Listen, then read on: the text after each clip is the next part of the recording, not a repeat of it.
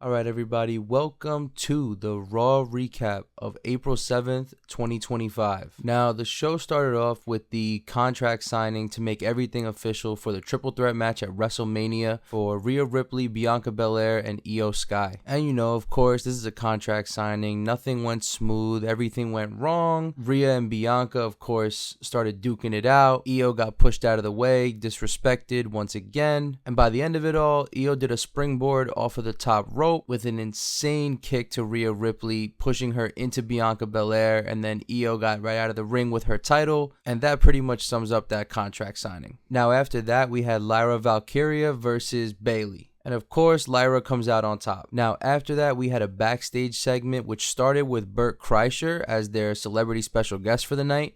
And of course, All-American with Chad Gable interrupts. We find out, of course, that Chad Gable will not be in the ring tonight, but El Grande Americano will be taking his place. Now, during all of this, Otis ends up showing up, and him and Bert both rip their shirts off in a nice little funny segment. Chad Gable gets pissed off, calls them stupid, and then storms off. Now, next was the tag match with All-American and El Grande Americano versus the LWO. Now, this was a pretty good match. Nothing stood out to me in particular. However, we did see Grande Americano cheating with a piece of metal in his mask. Now, Rey Mysterio did end up seeing him put the piece of metal in his mask, but of course when Rey Mysterio goes to confront him about it, he gets headbutted and taken out of the equation. El Grande Americano with a flying headbutt off the top rope for the 1-2-3.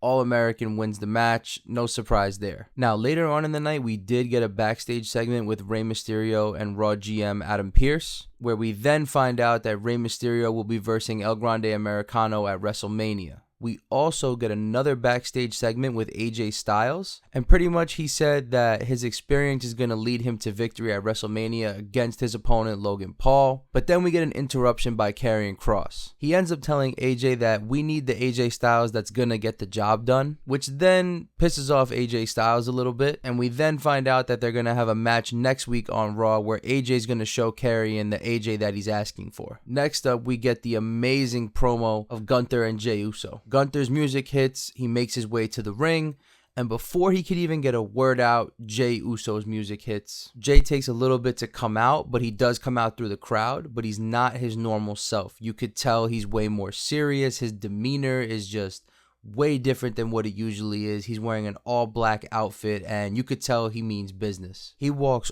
all the way down to the ring from the crowd, does not yeet once, not an ounce of a smile on his face. He is locked in. Now, on the way to the ring, you could see Gunther taking off his jacket, rolling up his sleeves. He assumes that Jey's there to fight. But when Jey gets in the ring and Gunther goes to speak, Jey smacks the mic out of Gunther's hand, and we get one of the best Jey Uso promos that I've ever seen personally from him. There was just so much emotion in the promo.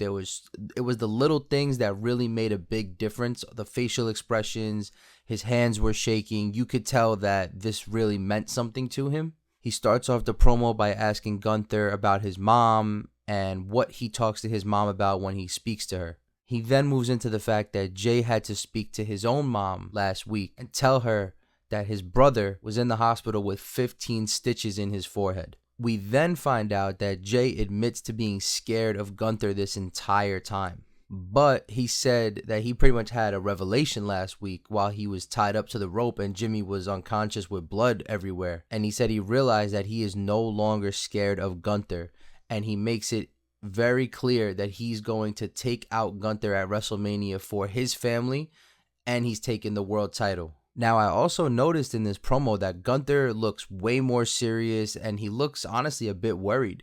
And I think he's starting to realize that him doing what he did last week may have been a mistake and that he messed up. All in all, though, great segment. I might be biased. I'm a big Jey Uso fan, but I've never seen him work like that before. We then get the tag team match of New Day versus the War Raiders. This match ends in a DQ.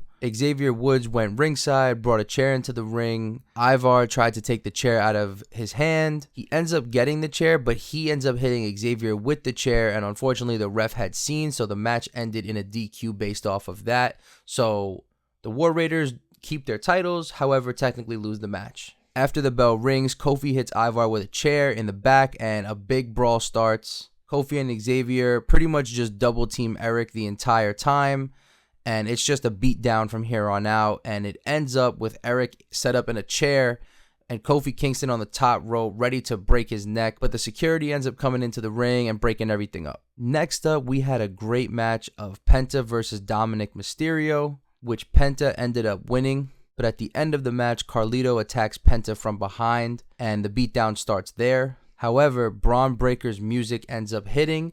Carlito rolls out of the ring, and there was just an insane spear by Braun Breaker. The spear was so hard that he did a full front flip pretty much. Braun Breaker then gets in the ring and spears Dom, and he spears Penta, and he is just going crazy. But then from behind his back, here comes Finn Balor to take him out. Now this is where things got really interesting because Finn Balor picks up the Intercontinental Championship.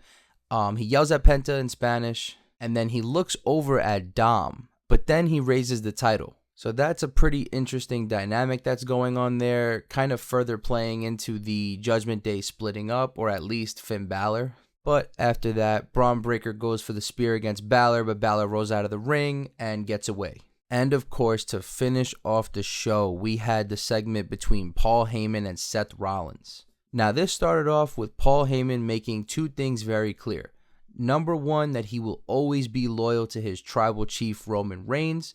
And number two, that he will always be loyal to his best friend in the world, CM Punk. He also solidifies that he will not be disloyal to either of them. And as he's about to say something else, Seth Rollins' music hits and he makes his way to the ring. Seth pretty much tries to talk some sense into Paul Heyman, saying that Roman uses him to shine his shoes, book his jets, order his steaks, and hand him the Ula Fala. He also reminds him that Roman left him to Solo Sikoa and the New Bloodline and didn't come back to save him after the New Bloodline treated him like he was the scum of the earth and beat him down in his own hometown in front of his family. However, he also mentions that CM Punk did not come to save him either. And he also says that CM Punk did not take Paul Heyman with him when he packed up his stuff and left. But then he makes a proposal. Seth then proposes that Paul removes himself from the situation and that Seth can help him do that with just one curb stomp. Seth Rollins then mentions that CM Punk has publicly stated multiple times that he is not here to make friends,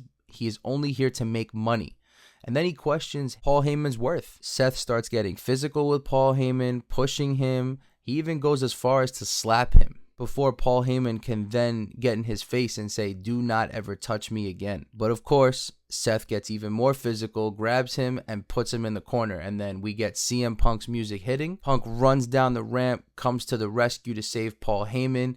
A brawl breaks out. They go outside. They go over to the announce table. They make their way around the ring. And Seth Rollins ends up leaning over the steel steps ringside. And Punk tries to curb stomp Seth Rollins on those steel steps, but Rollins gets out of the way. Now Rollins gets back into the ring, and as soon as Punk slides back in, Rollins hits him with a curb stomp. Paul Heyman goes to the rescue of CM Punk, tries to make sure he's okay, console him, but then we see Rollins in the corner setting up another curb stomp to Paul Heyman. Now he starts running, he goes up in the air, Heyman's still in the same position, but Rollins purposely misses. Paul Heyman realizes what just happened and scurries into a corner and is terrified for his life. And we end the show with Rollins telling Paul Heyman that he now owes Seth Rollins a favor. Now, I don't know what the hell this favor could be. I haven't really thought too much about it yet. That might be talked about in a later video. But Paul Heyman owes everybody favors now, and his life is just a mess at the moment. All in all, though, this was a pretty good Raw.